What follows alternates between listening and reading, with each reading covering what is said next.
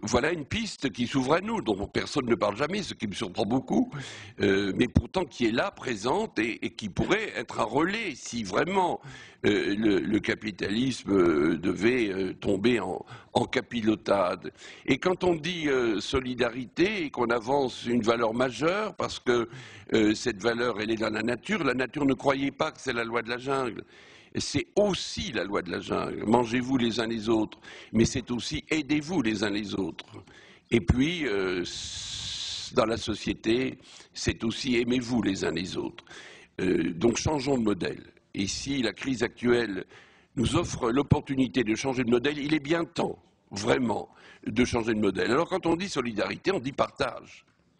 Et là, nous découvrons stupéfaits la manière dont le monde de l'argent a utilisé l'argent.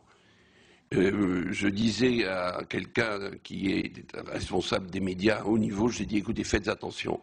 Arrêtez de montrer tous les soirs les revenus de gens qui, parce qu'ils sont traders ou parce qu'ils sont patrons d'une grande entreprise, encaissent chaque année des millions d'euros chaque année. C'est profondément choquant. Mais comment donc a-t-on pu tolérer tout ça? Est-ce qu'on ne le savait pas? Si on le savait, pourquoi n'a-t-on rien fait? Parce qu'on disait le libéralisme, il n'y a pas de limite, c'est la liberté. Mais la liberté aussi a des limites et nous devons aller vers un monde de partage. Et ceci, c'est le volet social du développement durable. On a évoqué le volet économique qui déboucherait sur des emplois. Voilà maintenant qu'apparaît le volet social. Il faudra aller vers plus d'équité. La charte de l'ONU du développement durable dit à son article 3, les ressources de la planète doivent être équitablement réparties entre tous ses habitants. C'est complètement raté et il n'y a pas de répartition équitable. Alors je ne parle pas de l'égalité, qui est une grande idée, mais on n'y arrivera jamais. Mais un peu d'équité. Comment se fait-il que telle multinationale américaine paye son patron 1447 fois plus que le plus humble de ses employés? C'est inimaginable. C'est inimaginable. M. Rockefeller, qui n'était pas un homme de gauche, se posait des questions parce qu'il gagnait 40 fois plus. Et ça lui pose un problème moral. Mais on a battu tous les records dans ce domaine. Et je pense que nous sommes maintenant appelés à la modération. Et la crise qui a lieu en ce moment, c'est un appel à plus de justice et à plus de modération. Il y a encore une autre valeur très importante portée par le développement durable qui est contenue dans le riche concept de biodiversité, concept très à la mode, assez complexe, beaucoup plus compliqué que le concept de développement durable que tout le monde comprend puisqu'il tient en une seule phrase, enfin, disons pour aller vite, que la biodiversité c'est la multiplicité des espèces vivantes. C'est le fait que quand je vous regarde, je ne vois pas deux têtes identiques. Chacun est différent. Il y a 1 800 000 espèces vivantes. Il y en a beaucoup d'autres encore qu'on ne connaît pas et qu'on a à découvrir. Il y a encore beaucoup de travail pour les naturalistes. Alors, la nature est donc diverse. La société aussi. C'est l'ethnodiversité, la différence des langues, des cultures, des traditions, des religions. Et là, je vais, si vous le permettez, en un court instant, me référer à mon enfance, quand j'étais petit louveteau. Nous habitions encore à l'époque en Lorraine, c'était avant la guerre.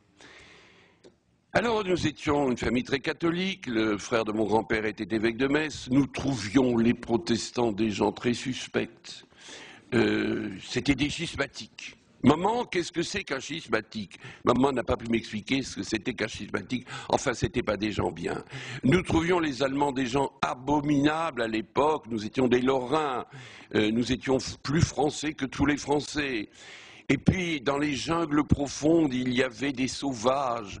Alors, les sauvages, c'était terrible, c'était des sous-hommes. Voilà, 70 ans ont passé, les Allemands sont devenus nos amis proches, grâce, si vous me permettez d'évoquer mon deuxième grand-père, puisque j'ai été très très proche de Robert Schuman, qui a fait la paix avec l'Allemagne et qui a lancé l'Europe le 9 mai 1950 et que j'ai accompagné tous les jours lorsqu'il était âgé.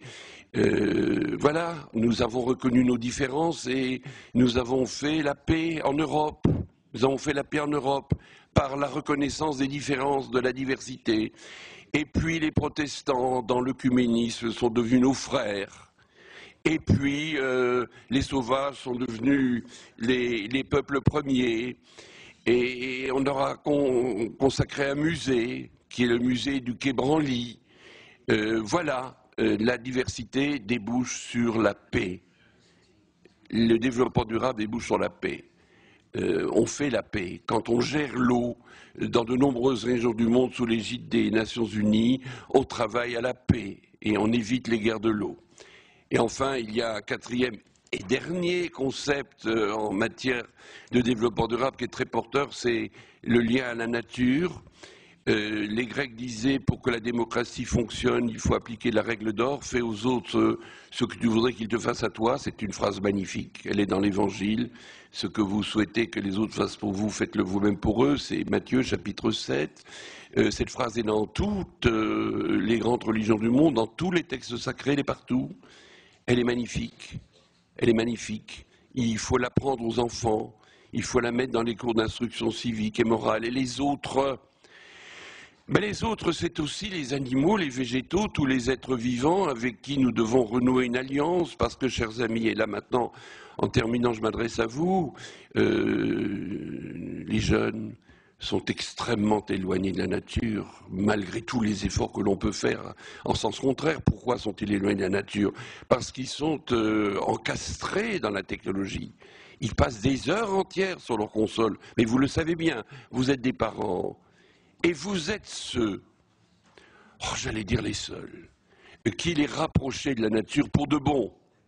Pas seulement par le discours ou par la conviction, mais pour de bon. C'est pourquoi je pense que votre mission est absolument indispensable. Et combien je souhaiterais que tout le monde soit scout. Voilà, je souhaiterais que tous les gosses soient scouts, comme je l'ai été moi-même, parce que je sais ce que cela m'a apporté. La rupture entre l'homme et la nature est une rupture dramatique, dramatique. Je ne sais pas si les ados regardent le ciel comme je le fais moi-même quand je rentre le soir tard chez moi. Je rentre tous les soirs tard chez moi, je regarde les étoiles. Apprenez aux gosses à regarder les étoiles et apprenez-leur à ne pas idolâtrer les engins. Les engins, c'est fait pour rendre service.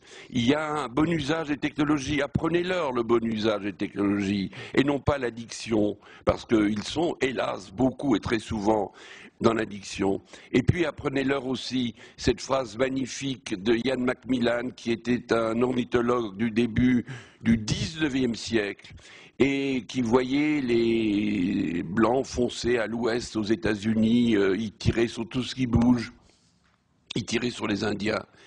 Ils tiraient sur les bisons, ce qui horrifiait les Indiens, parce que les Indiens consomment avec modération et sobriété. C'était les pères de l'écologie, les Indiens, bien sûr. Ils tiraient sur les gros oiseaux, les condors. Et ce monsieur aimait les oiseaux. Et il a dit ceci, il faut sauver les condors. C'est pas tellement qu'on a besoin des condors, c'est qu'on a besoin de les sauver, parce que pour les sauver, il faut développer des qualités de sensibilité humaine dont nous avons besoin pour nous sauver nous-mêmes. Et vous voyez, ainsi, nous sommes entrés, en terminant, dans la vaste et puissante sphère de la spiritualité dont j'ai parlé à cette tribune il y a 2 mois.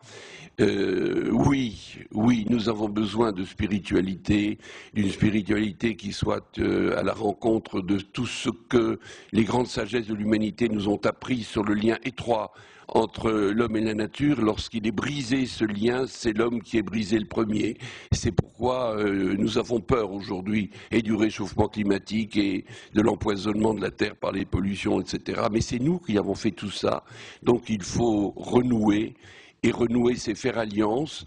Et faire alliance, c'est peut-être sortir de ce monde de l'argent, où on ne parle que de l'argent et que de l'économie, et encore de l'économie, et toujours de l'économie, comme s'il n'y avait pas des biens spirituels aussi dont il faudrait parler, et peut-être faire une nouvelle civilisation, comme je le dis souvent quand je suis chez les jeunes, rêvons, c'est une utopie, rêvons à une civilisation de l'amour. Merci, chers amis.